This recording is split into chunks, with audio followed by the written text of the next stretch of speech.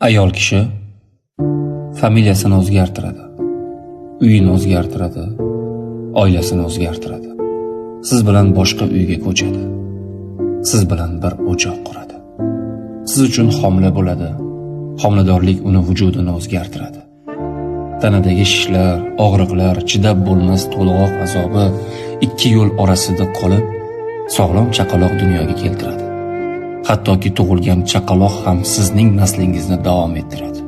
O'ladigan kuniga qadar qiladigan barcha ishi yemak pishirish, uyingizni tozalash, onangiz va otangizning xizmatida bo'lish, farzandlaringizni katta qilish, tarbiya berish, sizning feelingizga moslashish, butun oila munosabatlarini bir maromda ushlab turish, sizga foydasi bo'ladigan barcha narsani, hatto sog'ligidan, go'zalligidan, qiziqishlaridan kechib bo'lsa ham qiladi. Shuncha narsalardan keyin ham u siz uchun go'zal va betakror bo'lib qolishi kerak. Buni uddalash kerak.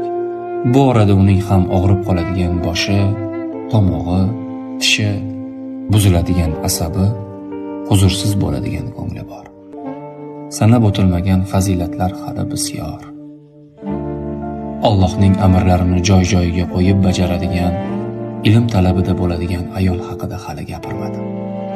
Hurmatli erkaklar, hayotingiz sherigi, umr yo'ldoshingiz bo'lgan ayolingiz qiymatini biling.